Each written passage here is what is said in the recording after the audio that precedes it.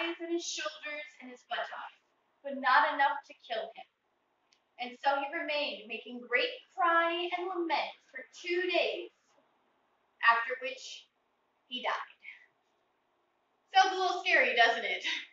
But don't worry, I'm actually here to talk to you guys about the misconceptions that we have about medieval torture devices.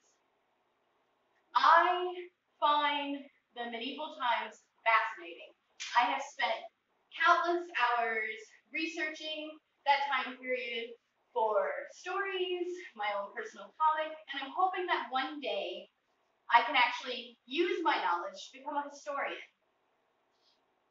Now, for those of you who don't know, the Middle Ages is from 500 AD to 1500 AD, or 6th century and then 16th century.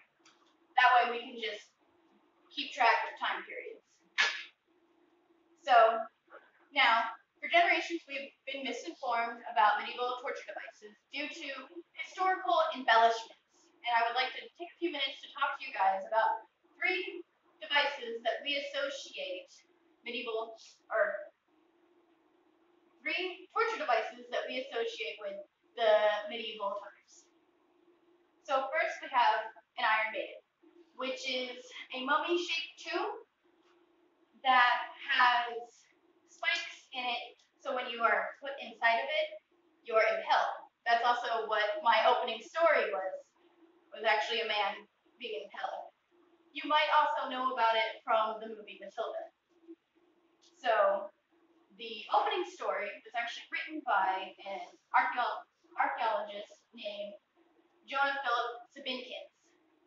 And he wrote that story in 1793, saying that it was from 1515, about how the Germans were using it to kill criminals.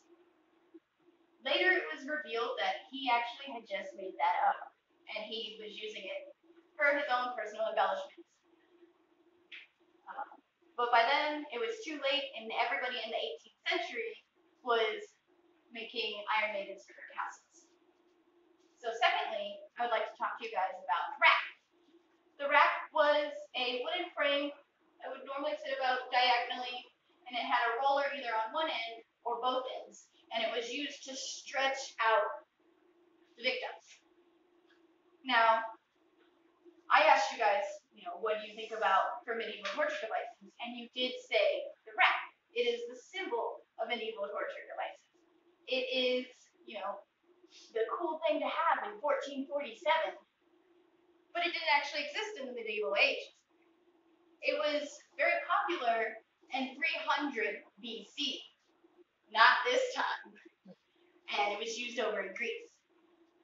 So there's actually no documented evidence that it was used in the medieval times. So lastly, I would like to talk to you guys about pillory, which was a wooden frame or metal frame that people would either be tied to, or there would be holes that you could fit into. You've probably seen them at like the Renaissance Fair and in movies where they have the criminal and he's like just hanging there.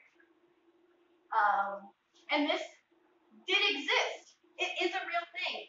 It was used in medieval times for punishment and public humiliation. There's actually a manuscript from the 15th century documenting it being used in 1274, which is for this time period. So, in conclusion, you may have heard about these devices or seen them, but now you can actually understand where they come from, what they were, and if they were actually a real thing or not. And I hope that the next time you hear somebody say, oh, well, that's just how they did in the medieval times, I hope that you question it.